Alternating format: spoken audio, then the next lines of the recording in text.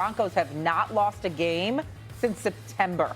Their 10-game win streak is tied for the longest active streak in the league. Who's got the advantage, though? Is it the Packers that are heating up or the Broncos defense that has been really good all year long? Cam, what do you think? I'm going with the Denver Broncos.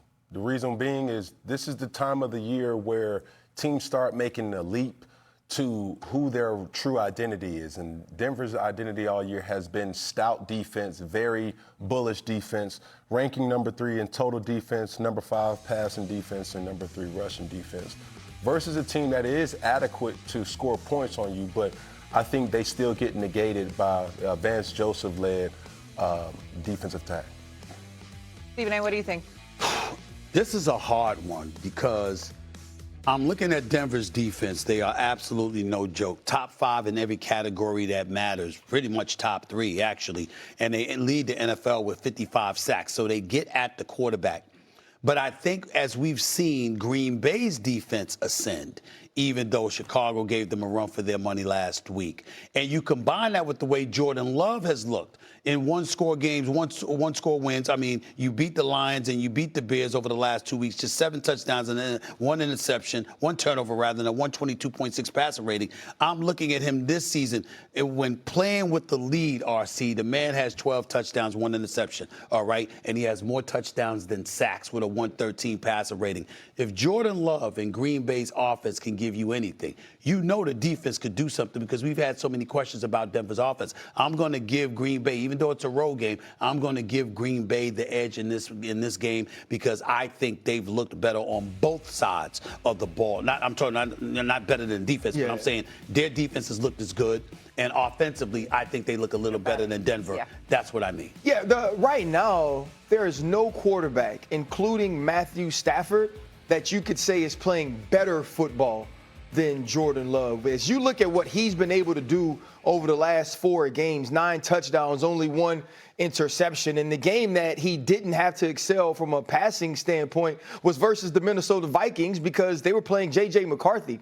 Jordan Love has been handed the keys to this Green Bay Packers offense, and they've never soared so high. Last year, it was all about what can Josh Jacobs do. That's changed now. Josh Jacobs is an auxiliary piece to who Jordan Love is, to the Jordan Love who makes 3 big 4th down plays against the Detroit Lions, the Jordan Love who last week made every single play he needed to make against the Chicago Bears. This is a quarterback now that's being everything we were asking him to be, and he's going to show it again against a very stout Vance Joseph Denver Broncos defense. Okay, for one, I know that Denver's defense is very, very good. The Packers defense with Micah Parsons, very good. They can get after the quarterback as well. I don't know that Bo Nix has faced a defense like the Packers yet so far this season. I hate to ask this question, but I have to ask it considering I am a Bears fan. Could this be a potential Super Bowl matchup? Cam, could this be a potential Super Bowl matchup?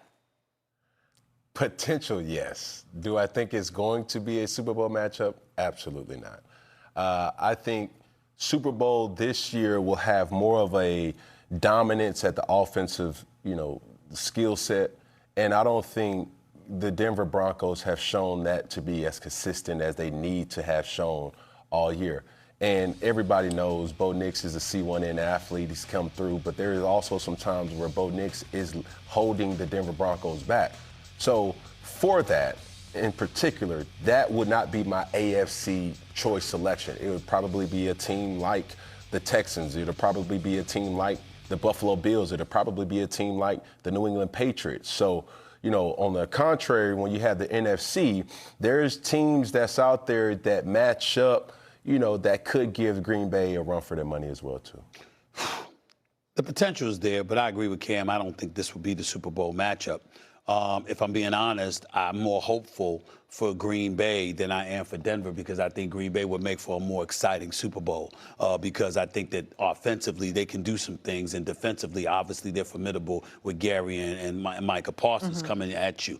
But we got to pay attention to Denver. They won 10 straight. Yeah. They won 11 straight home games. They haven't lost a home game in their last 14 months. And so you got to look at it from that standpoint and say, going into Denver, that mile-high city, they've recaptured home field advantage the way they used to in the old days, going to Mile High City. It's a task for you. Yeah, it's a and place. that's what they've reestablished there. We'll see what happens. But I wouldn't say that it's a favorite, because I'm looking at Seattle and I'm looking at Los Angeles in the NFC, and my sleeper in the AFC is the Texans.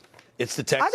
I don't know why we don't read the question on the sheet. I said it. I said the first thing I said was that I said there's a potential there, but I don't believe I heard Shay said, is it a potential and I said Super Bowl matchup? And I said yes. Right? So if you take it individually and you say, can the Denver Broncos make the Super Bowl in the AFC? Yes. They can. Right. It's been 11 weeks since the people have lost a game. Right. Yes, they can. Okay. Can the Green Bay Packers be the Super Bowl representative in the NFC? They can. Yes, right. They can. So you say we should stop there? We'll have an opportunity. Nobody asked Cam, will this be? Hell, he ain't Nostradamus. Nobody asked you, hey, I think it's good. Nobody asked you that. They asked you, is it a potential? Are these two teams good enough to have a chance to play in the Super Bowl? Yes. Both of them. Both of them have Super Bowl caliber defense. So RC. Gosh, you guys frustrated. Since he wants to pivot. Because he likes to pivot. Y'all pivoted. So he answers the questions. So RC always answers the question and never elaborates extensively on perspective surrounding the question. He never do that. He don't know we got film. He don't know we got film on it. We could call out how many times you sit up there and pontificate, you go all over the damn place, okay? We answered the question, but we're giving you perspective, okay? Which you used to appreciate. But now that you pivoted all the damn time, you understand what I'm saying? Maybe you don't appreciate that as much. But go ahead, Cam. Go ahead, Cam. Quickly, Cam, go. I mean, what did you expect us to do, Ryan Terry? I mean, brother, you holding us to a situation where we have to do our job. The question was, is this a potential matchup? Yes. Well, we still have to give the reasoning and the merit and the logic and all them other big words that you and Steve and Anthony decide to use. And I don't got that, but those type of words in my vernacular or in my bag of words too. So I just say, I have to keep giving you more about the reason why I feel the way I do.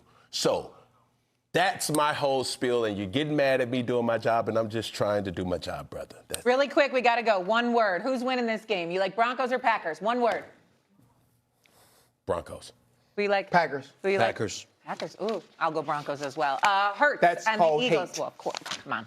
What do you expect from me? Hurts and the Eagles offense look to get off the mat against the Raiders. What does Cam need to see from Jalen Hurts to let him know they are finally riding the ship? That's next on First Take.